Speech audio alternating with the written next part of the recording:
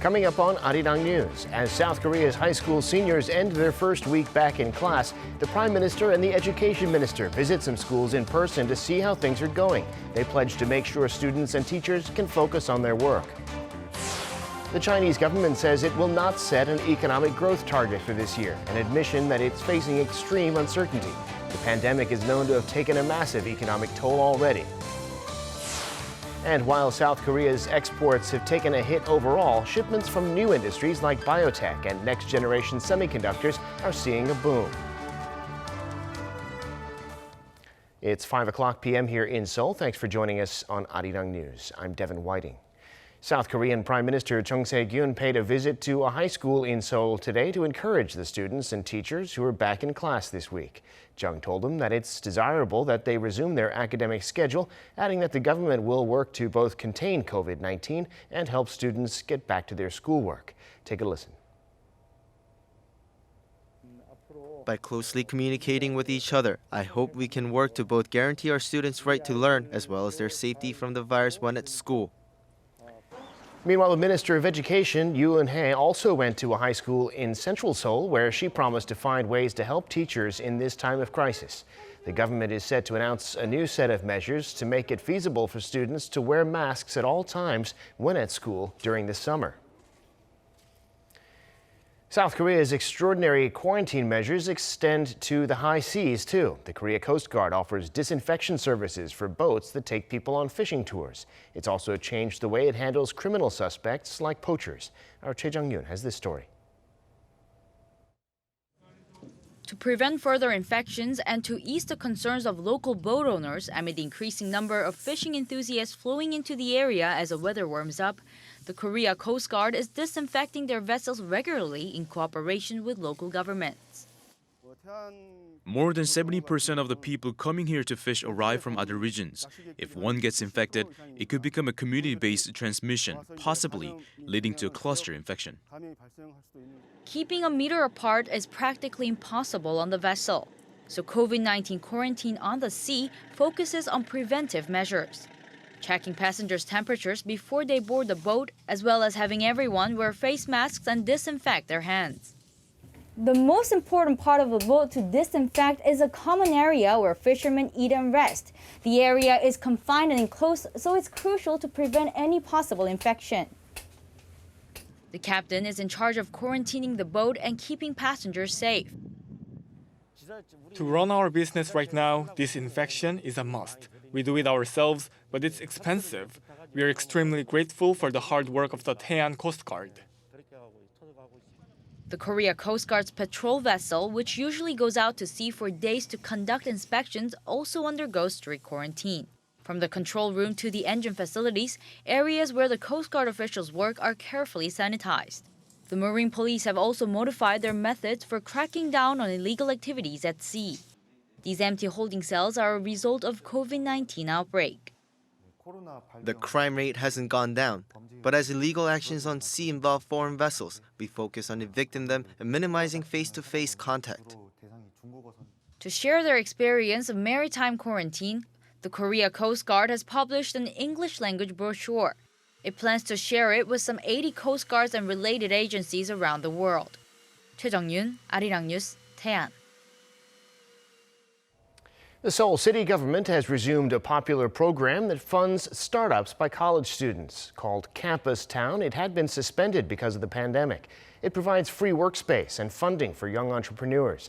By the end of the second quarter, it's scheduled to have 190 startups on campuses and 500 by the end of the year. The facilities the students will use will be disinfected regularly for their safety.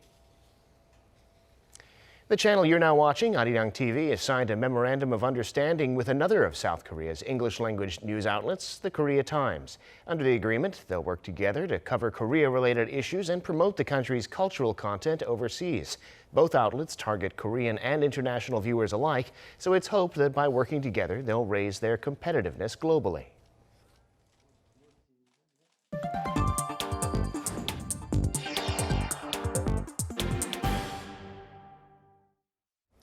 For the first time, the People's Republic of China has decided not to announce a specific economic growth target for the year amid extreme uncertainty because of the pandemic. Our Kim Dami has the details. No economic growth target for China in 2020. Beijing skipped setting a specific GDP goal for the first time ever, admitting that China was facing an unpredictable time. This is because the country will face some factors that are difficult to predict due to the great uncertainty regarding the COVID-19 pandemic and the world economic and trade environment. But analysts also point out that Beijing could be keeping quiet about its growth targets to prevent the U.S. from using stronger measures against China. Because China is running a conflict right now between President Trump, conflict of words. China may believe that any type of positive, optimistic growth estimate may induce President Trump to become even harsher. Most of the attendees, except Chinese leader Xi Jinping and some other high-up officials, gathered in masks on Friday for a condensed version of the annual Congress after a 2-month delay due to the pandemic. To pick up its sluggish economy, for the first time in 13 years, Beijing will issue special treasury bonds worth around $140 billion. China's GDP last year grew by 6.1%, achieving its official target range of 6 to 6.5%. But in the first quarter of this year, China's economy has already shrunk by 6.8% compared to Q1 last year. And the IMF believes that Beijing will only grow by just 1.2% this year. 김다미, Arirang News. Time now for an in-depth look at the market news this afternoon, and for that I'm joined on the line by Mr. Daniel Yu, Global Strategist at Yuanta Securities. Mr. Yu, thank you as always for coming on. Thank you for having me. Well, as we just heard, China's parliament has proposed a hugely controversial national security law for Hong Kong. This is something it's wanted to do for a long time, but it's going to cause serious tensions with the U.S., and this has hit the region's stock markets. What's the story there? Right. As you said, Chinese government have decided to impose new national security regulations on Hong Kong. Clearly, this is the decision made by China because U.S. has been continued to attack the Chinese government in terms of various other measures related to COVID-19 issues. With this, we saw Shanghai Composite Index falling by 1.9%. Also, the Shenzhen index is declined by 2.2%, clearly putting a quite negative implication. They're having currently the assemblies about the Chinese government's this year's plan that was delayed by about 2.5 months. But a lot of measures regarding the boosting measures were coming out. But despite all those news, this kind of news is putting a dent to the share price performance. And clearly this is putting quite negative implications for various other countries in terms of stock market performance, including Korea. Clearly there's an uncertainty about the situation in regards to the economic plan for this year, as the Premier Li Ka-shing have not set a target for Chinese GDP this year. So overall, uncertainty is rising for the global financial market. Yeah, and that seems to affect Korean stocks today, too. Tell us about what was driving the trade in the local markets. Sure. As you said, Korean market also fell quite sharply. Kospi is down 1.4% and Kosdaq is down about 1%. Cheongwade, the government, has no conclusive position on U.S. President Donald Trump's administration's stated push for the economic prosperity network, trying to kind of limit and avoid China. However, obviously, we have quite strong relationship with China, so it's kind of sensitive issue at this point in time. So clearly, there's a fight between China versus U.S., and if this continues, then a position for Korea would be quite awkward in a sense. However, though, both countries are going to come out with a very aggressive boosting measures. So Korea, as in a middle, it could be benefiting from the both sides if there's no penalty given just for the sake of a penalty. So hope to see that some of the things will play out. And clearly the competition between China and U.S. is in regards to the fourth industrial revolutions and IT sector. So Korea is clearly a quite strong provider for the supplies chains on that. So it could be the case where Korea could benefit from this kind of tension building. But in terms of sentiment in the short term, though, clearly people don't like the uncertainty. Therefore, Korean markets get negatively affected at this time. And this uncertainty is driving people towards safe haven assets like the U.S. dollar. We see the Korean currency quite a bit weaker against the greenback. Where do you see the exchange rate going from here? Right.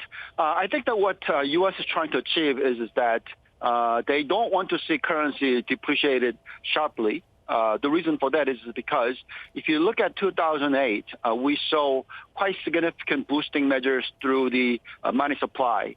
And with that, we had a subprime crisis for U.S., and that has resulted into a dollar depreciating to as low as 80 or below even 80.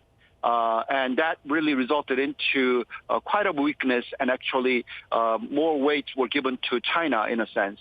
So this time around, they don't want to see that happening, despite that U.S. is putting huge liquidity into the system, printing money, and the level of the printing money, the money supply is twice the amount of 2008. So clearly, this could trigger dollar depreciation. However, though, everyone in U.S. government, and they're saying that there's no reason for dollar to depreciate, they're trying to stand out and saying that U.S. is very strong. So with that, we think that the dollar is not going to be volatile going forward. With that, Korean won should be stable as well. We think that the range bound between 1220 to 1250 should be the reasonable range. And because of that, we don't think that the volatility will be that significant for the Korean financial market. All right, Mr. Yu, thanks so much for sharing your insights today. Have a great weekend. Thank you very much. President Moon Jae-in has ordered thorough preparations for South Korea to adopt a system to support employment. The Blue House quotes Moon as saying it's a very meaningful development during this job market shock. The system will provide job training to those in the low-income bracket, for young people and the self-employed, while providing financial support for those who are willing to work but haven't been able to find a job. A bill passed the National Assembly earlier this week that'll enable the system to take effect from next January. Moon also called for cooperation from the incoming parliament to expand employment insurance coverage. Now, despite the drop in South Korea's overall exports due to the pandemic, the country's new industries have seen their exports soar. According to the Korea International Trade Association, or KITA, exports of next-generation products such as semiconductors, biohealth products, and electric vehicles rose 17% on year in the first quarter to a total of $21 billion. KITA predicted that global demand will continue to grow for healthcare products and digital equipment for online meetings and lectures. South Korea's major conglomerates, in cooperation with the government, have been helping the country's small and medium-sized firms in these difficult times. And the firms that have benefited from that support are making donations to ordinary people who need them. Ji-young has more. Since the start of the COVID-19 outbreak, Lestech, one of South Korea's protective face mask manufacturers, has operated around the clock to meet the unprecedented surge in demand for masks. To increase productivity, we apply for the Smart Factory program. With the help of Samsung Electronics, our productivity rose about 25% and sales increased about 20%. Through the Smart Factory project, South Korea's major conglomerates, including Samsung Electronics, LG Electronics, and Hyundai Motors, have joined up with the Ministry of SMEs and Startups to support small and medium-sized enterprises by helping them improve their facilities and boost efficiency. To resolve the shortage of protective face masks amid the outbreak, Samsung Electronics supported mask manufacturers that could be more productive. The company deployed teams of mentors to the factories and shared their experience. As a result, 4 mask producers increased their daily output by 51%. The small and medium-sized companies that benefited from participating in the Smart Factory project have stepped forward to send vital supplies to help those fighting the pandemic. Lastech donated a total of 20,000 masks to local communities. A safety goggle producer, AutoSwing, which gained significantly from participating in the project, donated about 5,500 pairs of goggles to the National Fire Agency and to the city of Daegu. Another mask company, Hwajin Industry, not only donated about 1 million masks to those in need, but also shared the knowledge it learned from the Smart Factory project with others. We believe that innovative skills should be shared in times of crisis. He added that cooperation between firms could help the country overcome the crisis. 엄지영, Arirang News.